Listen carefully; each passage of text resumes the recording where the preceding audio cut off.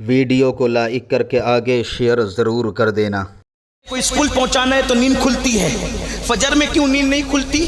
بلکہ حد تو یہ ہے پیشاب لگ جائے تو نیند کھلتی ہے۔ مسلمان کتنا گر گیا تیرا عشق کا معیار، تو پیشاب کے لیے تو اٹھ سکتا ہے نیند توڑ کے، لیکن تو نماز کے لیے نہیں اٹھ سکتا۔ جس قوم کا معیار اتنا گر جائے اس قوم کو عاشق کہلانے کا حق کیا؟ ظہر کی نماز کاروبار میں جا رہی ہے، عصر کی نماز کھیل کود میں جاری، مغرب کی نماز، عشاء کی نماز گھر والوں کی محبت میں قربان ہو رہی ہے، مسجدیں ویران ہو چکی ہے۔ لوگ کہتے ہیں مولانا لوگ ہم پہ ظلم کر رہے ہیں۔ میں نے کہا جو قوم خدا کی مسجد پہ ظلم کرے اس قوم پہ ظلم نہیں ہوگا تو کس پہ ہوگا؟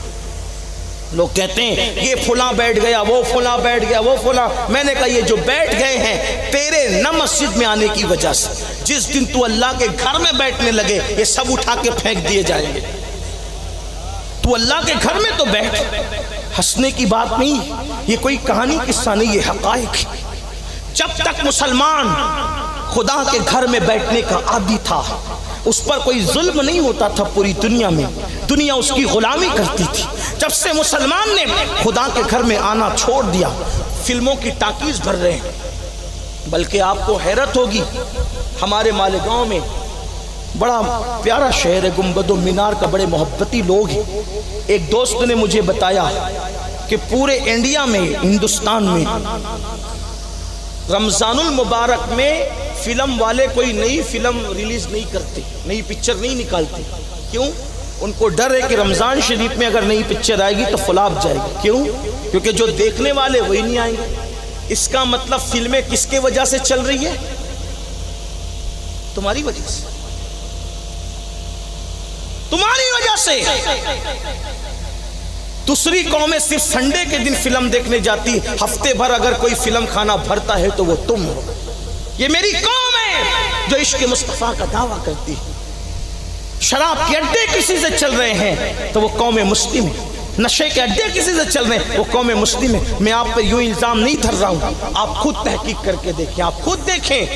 ابھی ماضی قریب میں ایک ریسرچ بلکہ تحقیق کی گئی کہ سب سے زیادہ گندی فلمیں کہاں دیکھی جاتی ہے، تو ابھی 70 سال پہلے، 72 سال، 75 سال پہلے کلمے کے نام پہ جو ملک بنا ہے وہ ملک میں سب سے زیادہ گندی فلمیں دیکھی جاتی ہے، جس میں 99% مسلمان بستے ہیں۔ سوچو تو صحیح، غور تو کرو۔ میں کوئی گالی نہیں دے رہا ہوں، لیکن گندی فلمیں مسلمان دیکھیں، نشہ مسلمان کرے، بے نمازی مسلمان ہو، پاپ مسلمان کرے، اور اس کے بعد پھر کہتے ہیں ہم پہ ظلم ہو رہا ہے۔ جو قوم خدا کے غضب کو دعوت دے اس قوم پہ ظلم نہیں ہوگا تو کس پہ ہوگا؟ آپ سے پوچھتا ہوں، یاد رکھنا، اچھی طرح یاد رکھنا، اگر نبی کی اولاد بھی گناہ کرتی ہے، دھیان سے سنو، یہ میرے دل کا درد ہے چرخانی والوں، اگر اولاد پیمبر نبی کی اولاد بھی گناہ کرتی ہے اللہ اس کو بھی سزا دیتا ہے۔ قرآن اٹھا کے پڑھو، قرآن۔ نبی کی اولاد سے بڑھ کر کسی کا نسب ہو سکتا ہے؟ قرآن اٹھا کر پڑھو۔ جن کے منہ راتوں رات سور اور بندر کی طرح ہو گئے، وہ اصحاب سبت جسے قرآن نے کہا، ہفتے کے دن والے جسے قرآن نے کہا، وہ کون لوگ تھے؟ وہ اولاد پیمبر تھے۔ جس قوم لوط پہ پتھر برسے وہ نبیوں کی اولاد تھے۔ جس قوم کو ہواؤں کے ذریعے تباہ کر دیا گیا عاد و ثمود، وہ نبیوں کی اولاد تھے، جسے قرآن بنی اسرائیل کہتا ہے، اولاد یعقوب کہتا ہے۔ آپ سے پوچھتا ہوں، اگر اولاد پیمبر گناہ کرے تو ان کے چہرے سور اور بندر کی طرح کر دیے جائیں، اپنا باپ کوئی نبی ہے؟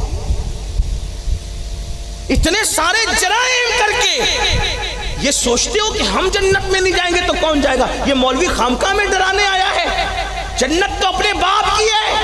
ارے پیغمبروں کی اولاد کے منہ سور اور بندر کی طرح کر دیے گئے۔ قرآن کہہ رہا ہے، اٹھا کر دیکھو قرآن۔ ہمارے منہ کا کیا حال ہے؟ ہمارے چہروں کا کیا حال ہوگا جنہیں قرآن بنی اسرائیل کہتا ہے؟ میرے بھائیوں اپنے آپ پہ رحم کرو. فجر میں سونے والوں, نرم نرم گدوں پہ لیٹ کر گندی فلمیں دیکھنے والوں, عورتوں پہ پاپ کی نظریں ڈالنے والوں, حرام کاروبار حرام دھندے کرنے والوں, خدا کے لیے توبہ کر لو. عشق مصطفیٰ کا دعویٰ کرتے ہو, آج ہمارے چہرے بھی توجہ کرنا, ہمارے چہرے بھی کب کے سور بندروں کی طرح ہو چکے ہوتے اگر ہمارا نبی خدا کا محبوب نہ ہوتا. یہ تو